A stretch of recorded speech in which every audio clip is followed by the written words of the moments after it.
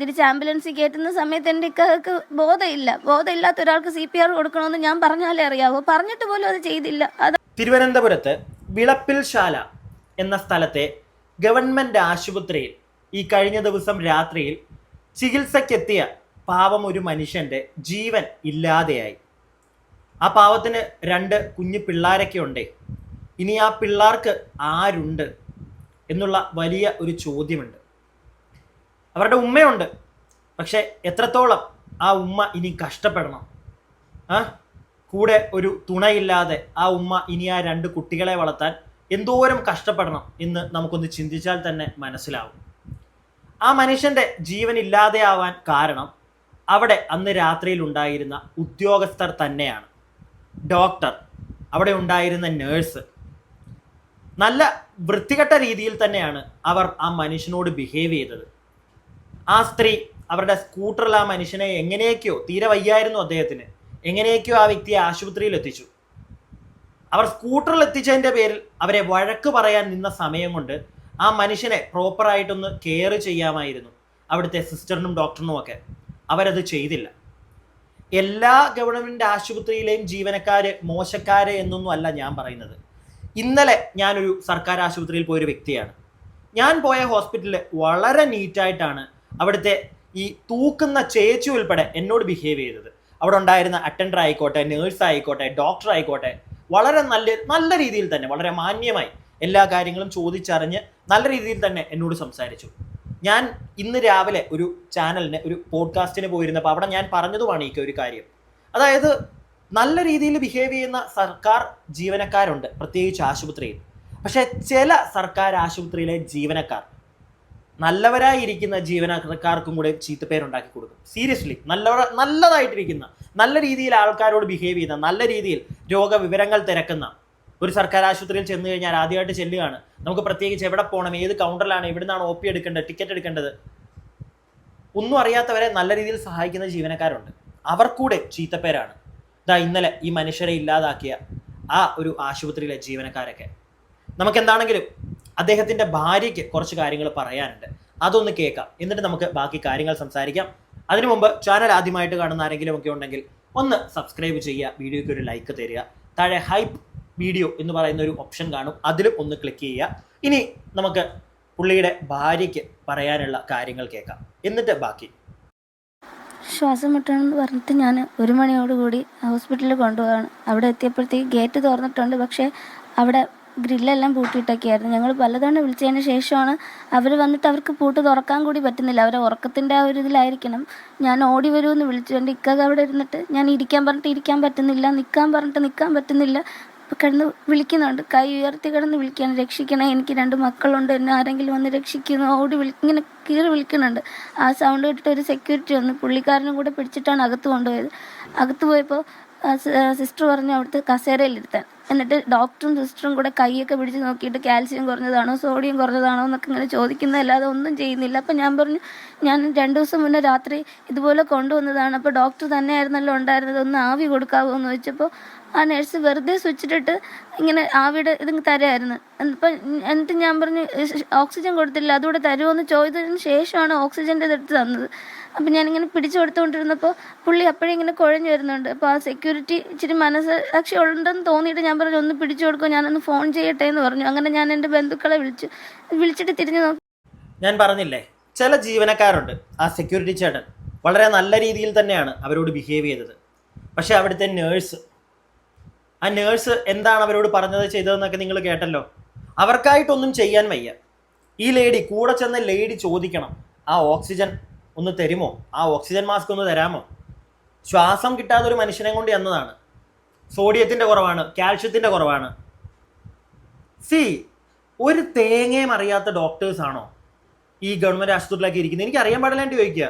അത്യാവശ്യം ഞാൻ പോകുമ്പോൾ കാണുന്നതൊക്കെ അത്യാവശ്യം നല്ല രീതിയിൽ ബ്രില്യൻ്റ് ആയിട്ടുള്ള ഡോക്ടർ ഉണ്ട്, സീരിയസ്ലി ഉണ്ട്. പക്ഷേ അവിടെ തന്നെ, ആ സർക്കാർ ആശുപത്രിയിൽ തന്നെയാണ്. അതും ആ വ്യക്തിയെ 2 ദിവസം മുമ്പ് അവിടെ കൊണ്ടുപോയതാ. അപ്പോൾ അവർ നോക്കിയതല്ലേ. അപ്പോൾ ഇവർക്ക് അറിഞ്ഞൂടെ സോഡിയം കുറഞ്ഞതാണോ കാൽഷ്യം കുറവാണോ എന്ന്? തിരിഞ്ഞ് അടുത്ത 2 ദിവസം കഴിഞ്ഞ് വീണ്ടും ചെല്ലുമ്പോൾ ആ മനുഷ്യന് ശ്വാസം എടുക്കാൻ പറ്റുന്നില്ല. അപ്പോൾ ഇതൊക്കെ കുറഞ്ഞാണോ നോക്കിയിരിക്കാതെ അവർക്ക് അവിടെ ഇപ്പോൾ ഇനിയും അയാളെ ട്രീറ്റ് ചെയ്യാനുള്ള കാര്യങ്ങളൊന്നും ഇല്ലെങ്കിൽ എത്രയും പെട്ടെന്ന് അദ്ദേഹത്തിനെ മെഡിക്കൽ കോളേജിലോ വലിയ എത്തിക്കാനല്ലേ ഇവർ നോക്കേണ്ടത്. അതിന് പകരം ഒരു ഓക്സിജൻ മാസ്ക് പോലും കൊടുക്കാൻ അവർ ചോദിക്കുമ്പോഴാണ് കൊടുക്കുന്നത്. എന്തൊരവസ്ഥയാണ് നിങ്ങളൊന്ന് ആലോചിച്ച് നോക്കി. നമുക്ക് ബാക്കി കേൾക്കാം, എന്നിട്ട് സംസാരിക്കാം. അപ്പോൾ പുള്ളിക്കാരൻ്റെ ചുണ്ടൊക്കെ അങ്ങ് കറുത്തു. അപ്പോഴും ഞാൻ പറയാനുണ്ട് ബോധം പോയെന്ന് തോന്നുന്നു, എന്തെങ്കിലും ചെയ്യുമെന്ന് വെച്ചപ്പോൾ നഴ്സ് എന്നോട് ചോദിച്ചു എങ്ങനെയാണ് കൊണ്ടുവന്നതെന്ന് ചോദിച്ചു. 2 വീലറിലാന്ന് പറഞ്ഞപ്പോൾ ഇത്രയും സീരിയസ് ആയ ഒരാളെ 2 വീലറിലാണോ കൊണ്ടുവരുന്നതെന്ന് ഇങ്ങനെ ദേഷ്യപ്പെട്ടതല്ലാതെ വേറെ ഒന്നും ചെയ്തില്ല. എന്നോട് ചോദിച്ചു നിങ്ങൾക്ക് ആംബുലൻസ് ഇല്ലല്ലോ എന്ന് ചോദിച്ചു. ഇല്ലയെന്ന് പറഞ്ഞപ്പോൾ അവിടുത്തെ ആംബുലൻസ് ഡ്രൈവറിനെ വിളിച്ചു. അപ്പോൾ അത്രയും സീരിയസ് ആയിട്ടുള്ള ഒരു വ്യക്തിയാണെന്ന് ആ സിസ്റ്ററിന് അറിയായിരുന്നു അല്ലേ? അറിയായിരുന്നു. എന്നിട്ടാണല്ലേ നീയൊക്കെ ആ സ്ത്രീ ചോദിക്കുന്നോടം വരെ ഓക്സിജൻ മാസ്ക് പോലും കൊടുക്കാതിരുന്നത്? ഓക്സിജൻ സപ്ലൈ പോലും നിനക്കൊന്നും ചെയ്യാൻ വയ്യ, അയാൾ അത്രയും സീരിയസ് ആണെന്ന് അറിഞ്ഞിട്ടും. എന്നിട്ട് ആ സ്ത്രീ എങ്ങനെയൊക്കെയോ അവരുടെ സ്കൂട്ടറിൽ തന്നെ ആ മനുഷ്യനെ അവിടെ എത്തിച്ചതാ. എത്രയും പെട്ടെന്ന് അവിടെ എത്തിച്ചില്ലേ? നീയൊക്കെയല്ലേ താമസിപ്പിച്ചത്? നിനക്കൊക്കെയല്ലേ ഒന്നും ചെയ്യാൻ കഴിയാത്തത്? എന്നിട്ട് പഴി ആ സ്ത്രീക്ക് അല്ലേ? നമുക്ക് ബാക്കി കേൾക്കാം. അതിനിടയിൽ വീൽ ചെയറിൽ കയറ്റി. അപ്പോൾ ആംബുലൻസിലോട്ട് കയറ്റുന്നതിന് മുന്നേ അപ്പോൾ ബോധം പോയി, മൂക്കിൽ നിന്ന് ഇങ്ങനെ പത വരുന്നുണ്ട്. അപ്പോഴും ഞാൻ പറയുന്നുണ്ട് മൂക്കിൽ നിന്ന് പത വരുന്നുണ്ട്, ബോധം പോയി, അനങ്ങുന്നില്ല, വിളിച്ചിട്ട് അനങ്ങുന്നില്ല, ഒന്ന് CPR കൊടുക്കുന്നുണ്ട്. ആ ഡോക്ടർ ഒന്നും ചെയ്തില്ല. ഡോക്ടർ ഇങ്ങനെ നിൽക്കുന്നതല്ലാതെ ഒന്നും ചെയ്തില്ല. ഇവരെല്ലാവരും കൂടെ പിടിച്ച് ആംബുലൻസിലോട്ട് കയറ്റാൻ നോക്കുകയാണ്. അപ്പോൾ ഞാനിങ്ങനെ CPR കൊടുക്കുമെന്ന് ഇങ്ങനെ നോക്കി നിൽക്കുന്നപ്പോൾ സിസ്റ്റർ എന്നോട് പറഞ്ഞു ഒന്ന് നോക്കിക്കൊണ്ട് നിൽക്കാതെ ഒന്ന് പിടിക്കുമെന്ന് പറഞ്ഞു.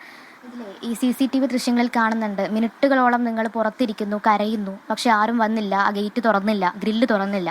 അതെങ്ങനെയായിരുന്നു ആ സമയം? എല്ലായ്പ്പോഴും അവിടെ അങ്ങനെയാണ്. ഞങ്ങൾ വെള്ളിയാഴ്ച രാത്രി പോയപ്പോഴും അവിടെ ബെല്ലടിച്ച് അവരെണീറ്റ് വന്ന് OP ടിക്കറ്റ് എടുത്തതിന് ശേഷം മാത്രമേ രോഗിയെ നോക്കാറുള്ളൂ. ബാക്കി കേൾപ്പിക്കാമേ. അതിനു മുമ്പ് അവർ തുടക്കത്തിൽ തന്നെ അത് പറഞ്ഞിട്ടുണ്ടായിരുന്നു. ഞാനത് കുറച്ച് കഴിഞ്ഞ് സംസാരിക്കാമെന്ന് വിചാരിച്ച് മാറ്റി വെച്ചതാണ്. വേറൊന്നുമല്ല, ഈ ഗ്രില്ല് അടച്ചിടുന്നത് സർക്കാർ ആശുപത്രിയുടെ അതിൻ്റെ ആവശ്യം എന്താണ്?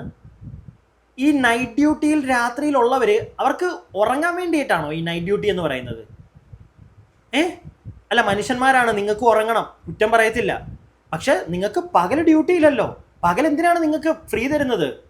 രാത്രി ഉറക്കമില്ലാത്തവർ പകൽ പോയി ഉറങ്ങട്ടെ എന്ന് വിചാരിച്ചിട്ടാണ്. എന്നിട്ട് രാത്രി ഡ്യൂട്ടി, നിങ്ങൾക്ക് രാത്രി ഡ്യൂട്ടി എടുക്കാൻ പറ്റത്തില്ല, നിങ്ങൾക്ക് രാത്രി ഉറങ്ങണമെന്നുണ്ടെങ്കിൽ അത് പറഞ്ഞിട്ട് എടുക്കാതിരിക്കുക. എന്തിനാണ്? ഇപ്പം അവിടെ കിടന്ന് ഉറങ്ങി ആ മനുഷ്യൻ, CCTVയുടെ വിഷ്വൽസ് നിങ്ങൾക്ക് സൈഡിൽ കാണാമല്ലോ. എത്രയോ നേരം അവർ പുറത്തിരുന്നു. ആ സ്ത്രീ എത്രയോ തവണ പോയി വിളിച്ചു, ഇട്ടേക്കുന്നു. അവിടെ ഒരു സെക്യൂരിറ്റി ഉണ്ടല്ലോ. സർക്കാർ ആശുപത്രിയല്ലേ, ജനങ്ങൾക്ക് എപ്പോഴും കയറി വരാനുള്ളതല്ലേ. ഒരു സീരിയസ് ആയിട്ടൊരു ആക്സിഡൻറ്റും കൊണ്ടൊക്കെ ഒരു ആക്സിഡൻറ്റ് പറ്റി അങ്ങോട്ടേക്ക് വരുമ്പോഴത്തേക്ക് ചെറിയ രീതിയിലുള്ള ഒരു ഫസ്റ്റ് എയ്ഡെങ്കിലും കൊടുക്കണമെങ്കിൽ നിങ്ങളതൊക്കെ തുറന്നിട്ടാലേ പെട്ടെന്ന് അയാളെ അകത്തോട്ട് കയറ്റാൻ പറ്റത്തുള്ളൂ. അതിന് പകരം എല്ലാം അടച്ചു പൂട്ടി ഇട്ടിട്ട് ഒരു മനുഷ്യൻ്റെ ജീവൻ അങ്ങ് പോയില്ലേ. അനാസ്ഥ. ഡോക്ടറിന് ഒരു വാഴക്കാൻ ചെയ്യാൻ അറിയത്തില്ല, ചുമ്മാ മേപ്പോട്ട് നോക്കി അവിടെ നിൽക്കുമായിരുന്നെന്നാണ് അവർ പറയുന്നത്. ഏതായിരുന്നു ആ ഡോക്ടർ? ഒന്നും ചെയ്യാൻ അറിയാത്തവനൊക്കെ പിന്നെ എന്തിനാ അവിടെ ഇരിക്കുന്നത്? ബാക്കി കേൾക്കാം. ഈ അന്നത്തെ ദിവസം അവർ ഉറക്കത്തിൽ നിന്ന് വന്നിട്ട് അവർക്ക് പൂട്ട് തുറക്കാൻ അവർക്ക് പറ്റുന്നില്ല. അന്ന് ഒരുപാട് താമസിച്ചിട്ടാണ് പൂട്ട് തുറന്നത്. അപ്പോഴും ഇക്കൊക്കെ ഇവിടെ മരണവെപ്രാളം പോലെ തന്നെയായിരുന്നു. ശ്വാസം കിട്ടുന്നില്ല, എനിക്ക് ശ്വാസം കിട്ടുന്നില്ല, നെഞ്ചുവേദന അല്ല, ശ്വാസം കിട്ടുന്നില്ല എന്ന് പറഞ്ഞ് കരയാണ്. അപ്പം ഞാനിങ്ങനെ സമാധാനിപ്പിക്കാൻ അവിടെ ഇരിക്കും, ഞാനിപ്പോൾ വിളിക്കാം. എന്നിട്ട് ഞാൻ ആ ഗ്രില്ലിനപ്പുറത്ത് നിന്ന് അവരെ കാണുന്നുണ്ട്. ഞാൻ പറഞ്ഞു ഓടി വരുമോ സിസ്റ്റർ, ഇത്തിരി ഓടി വരുമോ എന്ന് ചോദിച്ചപ്പോൾ വരുന്ന ദേഷ്യപ്പെട്ടിട്ടാണ് വരുന്നത്. അവരുടെ ഉറക്കം പോയതിൻ്റെതായിരിക്കും, പക്ഷെ നഷ്ടപ്പെടുന്നത് ഞങ്ങൾക്കല്ലേ. ഈ ആംബുലൻസിൽ കയറ്റുന്ന സമയത്ത് ഞാൻ ചോദിക്കും എന്തിനാണ് നീയൊക്കെ ഇങ്ങോട്ട് വന്നത്? നിനക്കൊക്കെ അങ്ങ് മെഡിക്കൽ കോളേജിൽ കൊണ്ടുപോകാൻ മേലായിരുന്നു. ആ ഒരു മൂഡിലായിരിക്കും ചിലപ്പോൾ എണീറ്റ് വന്നത്, ഉറക്കം പോയില്ലേ. എന്തിനാണ് ഇതിനെക്കാട്ടും നല്ല സർക്കാർ ആശുപത്രിയിൽ ആരും രാത്രി ഇരിക്കാതിരിക്കുന്നതാണ് നല്ലത്. പിടികിട്ടിയോ? അങ്ങനെയാണെങ്കിൽ അവിടെ ആരും ഇല്ലാതെ മനസ്സിലാക്കിയിട്ട് അവർ വേറെ എങ്ങോട്ടെങ്കിലും കൊണ്ടുപോയേനെ. ഇത് അവിടെ കൊണ്ടുവന്നിട്ട് കുറേ സമയം അവിടുത്തെ ജീവനക്കാർ കാരണം പോയി, ആ മനുഷ്യന് ജീവനും പോയി. ഇതൊന്നും ചോദിക്കാൻ ആരുമില്ല. ആരോഗ്യ വകുപ്പിനെ അല്ല ഞാൻ കുറ്റം പറയുന്നത്, ചില ജീവനക്കാരുടെ അനാസ്ഥ. ഇങ്ങനെയുള്ള ജീവനക്കാരെ ഒന്നും വെച്ചോണ്ടിരിക്കരുത്, എനിക്ക് അതാ പറയാനുള്ളത്. സസ്പെൻഷൻ അല്ല, പറഞ്ഞു വിട്ടേക്കണം. എന്തിനാ നീ കുറച്ച് കാലം കഴിഞ്ഞ് സസ്പെൻഷൻ എല്ലാം കഴിഞ്ഞ് വന്നിട്ട് വീണ്ടും ഇതുപോലെ ആരെങ്കിലും ഒക്കെ ജീവൻ എടുക്കാനോ? പ്രിയപ്പെട്ടവരെ, നിങ്ങൾ നിങ്ങളുടെ അഭിപ്രായങ്ങൾ താഴെ കമൻറ്റ് ബോക്സിൽ പറയണേ. ഇതെങ്ങനെ വെറുതെ വിടരുത്, എനിക്ക് അങ്ങനെ ഒരു ആഗ്രഹമുണ്ട്. ബാക്കി കേൾക്കാം. ആരെങ്കിലും ഒന്ന് കയറുമെന്ന് വെച്ചപ്പോൾ ഇവിടെ നിന്ന് ആരും വരത്തില്ല എന്ന് പറഞ്ഞു. അവിടെ നേഴ്സുണ്ട്, ഡോക്ടറുണ്ട്, നഴ്സിംഗ് അസിസ്റ്റൻ്റ് ഉണ്ട്, ആ സെക്യൂരിറ്റി ഉണ്ട്. ഒരാൾ എന്നെ സഹായിക്കാനില്ലായിരുന്നു. വേണ്ട, അവർ സഹായിക്കേണ്ട, ഒന്ന് CPR കൊടുത്തിരുന്നെങ്കിൽ എനിക്കൊരു സമാധാനമായിരുന്നു. ആ മെഡിക്കൽ കോളേജിൽ പോകുന്നതിനിടയ്ക്ക് എൻ്റെ വാപ്പയും ചേച്ചിയുടെ മോനുമാണ് കയറിയത്. അപ്പോഴും ഞാൻ CPR കൊടുക്കാൻ നോക്കിയിട്ട് വാ തുറന്ന് നോക്കുമ്പോൾ നാക്ക് കടിച്ചു പിടിച്ചൊക്കെയാണ്. അപ്പോഴും മൂക്കിൽ നിന്ന് വായിന്ന് പത വന്നുകൊണ്ടിരിക്കുകയായിരുന്നു. ഞാൻ ഹോസ്പിറ്റലിൽ ഇവിടെ മെഡിക്കൽ കോളേജിൽ പോയപ്പോൾ അവർ ചോദിച്ചത് CPR കൊടുത്തു എന്നാണ് ചോദിച്ചത്. ഈ കൊണ്ടുപോകുന്ന ഈ ഗ്യാപ്പാണ് അവർ പറഞ്ഞത് 20 മിനിറ്റ് ആയി പോയിട്ടെന്ന്. മെഡിക്കൽ കോളേജിൽ എത്തിച്ചപ്പോൾ അത് ജീവൻ പോയിരുന്നു എന്നാണോ പറഞ്ഞത്? അതെ, ആംബുലൻസിൽ കയറിയതിന് ശേഷം സംസാരിച്ചിട്ടില്ല. ആംബുലൻസിൽ കയറ്റുന്നതിന് മുന്നേയും ആ ഹോസ്പിറ്റലിൽ ആ നെബുലൈസേഷൻ കൊടുക്കുന്ന അവിടെ നിന്ന് വീൽ ചെയറിലോട്ട് ആയ സമയം മുതൽ പുള്ളി സംസാരിച്ചിട്ടില്ല. അപ്പോഴും ഇവിടെ ഇന്നലെ സൂപ്രണ്ട് പറഞ്ഞു CPR കൊടുത്തിട്ടുണ്ട്, അതുപോലെ ഉണർന്നിരിക്കുന്ന ഒരാൾക്ക് എങ്ങനെയാണ് CPR കൊടുക്കുന്നത്. ഈ പറയുന്ന സൂപ്രണ്ട് അവിടെ ഇല്ലായിരുന്നു, അവർ വാദത്തിന് വേണ്ടി പറയുന്നതാണ്. അല്ലെങ്കിൽ വീണ്ടും CCTV നോക്കിയല്ല അറിയാം. തിരിച്ച് ആംബുലൻസിൽ കയറ്റുന്ന സമയത്ത് എൻ്റെ ഇക്കാക്ക് ബോധമില്ലാത്ത ഒരാൾക്ക് CPR കൊടുക്കണമെന്ന് ഞാൻ പറഞ്ഞാലേ അറിയാവോ. പറഞ്ഞിട്ട് പോലും അത് ചെയ്തില്ല. അതാണ് എനിക്ക് എൻ്റെ മക്കൾക്ക് ഞങ്ങളുടെ കൊല്ലേ നഷ്ടപ്പെട്ടത്. അവരുടെ ആരുമല്ല, ഇതെനിക്ക് ആരുടെയും ജോലി പോകണമെന്നൊന്നും അല്ല. ജോലി പോകണം, അവർക്ക് ജോലി ആരുടെയും കളയാൻ ഉള്ള ആഗ്രഹമല്ല ഇതെല്ലാം പറയുന്നത്. സത്യം എല്ലാവരും അറിയണമെന്ന് വിചാരിച്ചിട്ടാണ് അവരിത് പറയുന്നത്. പക്ഷെ ഞാൻ പറയുന്നത് ജോലി പോകണം. കാരണം നിങ്ങൾ കണ്ടല്ലോ, അവിടെ CCTV വിഷ്വൽസ് നമുക്ക് സൈഡിൽ കാണാം. ആ മനുഷ്യൻ 2 കാലിൽ നടന്നാണ് അങ്ങോട്ടേക്ക് വരുന്നത്. അവിടുന്ന് അവർ ആംബുലൻസിൽ കയറ്റി പോകുന്ന വഴിക്കാണ് അദ്ദേഹം മരിക്കുന്നത്.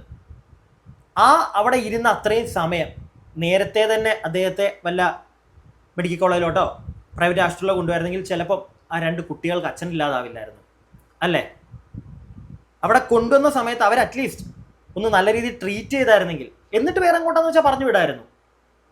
ഇത് അവിടെ സൂപ്രണ്ടന്റ് ഇല്ലായിരുന്നു എന്ന് പറയുന്നു. പക്ഷെ അദ്ദേഹം ഇപ്പോൾ വന്നിട്ട് പറയുന്നെന്ന് അവിടെ വന്നപ്പം ജീവനോട് ഇരിക്കുകയാണ്, പിന്നെ എങ്ങനെയാണ് CPR കൊടുക്കുന്നതെന്ന്. അവിടെ വന്നപ്പോൾ അദ്ദേഹത്തിന് നല്ല ഒരു കുഴപ്പമില്ല, ഇച്ചിരി പ്രശ്നമുണ്ട്, ശ്വാസം കിട്ടുന്നില്ല, അങ്ങോട്ടും ഇങ്ങോട്ടും ഇടറിയൊക്കെയാണ് നടക്കുന്നത്. പക്ഷെ എങ്ങനെ അദ്ദേഹത്തിന് നേരെ നിൽക്കാമായിരുന്നു. അവിടെ വന്നതിന് ശേഷം ശ്വാസം പോലും ആ വ്യക്തിക്ക് കിട്ടാതെയായി. ആ ആംബുലൻസിലേക്ക് കയറ്റുമ്പോൾ അദ്ദേഹത്തിന് ഇല്ല, മിണ്ടാട്ടമില്ല, കിടക്കുക, ബോധം പോയി. ആ സമയത്ത് അവർ ചോദിക്കുന്ന പോലെ CPR കൊടുക്കാറുണ്ടല്ലോ. അതൊന്നും കൊടുക്കാൻ അറിയത്തില്ലേ ഇനി അവിടെ ഉണ്ടായിരുന്ന നേഴ്സിനും ഡോക്ടറിനും ഒന്നും? അതുകൊണ്ടാണോ ഇത് ലാസ്റ്റ് ഞങ്ങളുടെ തെറ്റല്ല എന്ന് പറഞ്ഞ് കൈയൊഴിയുന്നത്? നാണമില്ലേ? ഒരാളുടെ ജീവൻ കളഞ്ഞിട്ട് ഒരു ഇച്ചിരി ഉളുപ്പില്ലേ നിനക്കൊക്കെ? ഞാൻ എൻ്റെ അഭിപ്രായമാണ് പ്രിയപ്പെട്ടവരെ പറഞ്ഞത്. നിങ്ങളുടെ അഭിപ്രായങ്ങൾ താഴെ കമൻറ്റ് ബോക്സിൽ. അടുത്ത വീഡിയോ ആയിട്ട് നമുക്ക് എത്രയും പെട്ടെന്ന് കാണാം. അടുത്ത വീഡിയോ ആയിട്ട് കാണുന്നതിന് മുമ്പെങ്കിലും ആ മനുഷ്യൻ്റെ ജീവൻ എടുത്ത അവിടുത്തെ സിസ്റ്ററിനും അവിടുത്തെ ഡോക്ടറിനും ഒക്കെ എന്തെങ്കിലും ഒരു ശിക്ഷ കിട്ടണമെന്ന് ഞാൻ ആഗ്രഹിക്കുന്നു. അടുത്ത വീഡിയോ ആയിട്ട് കാണുന്നവരേക്കും സ്റ്റേ ട്യൂൺഡ് ആൻഡ് സ്റ്റേ വിയോർ.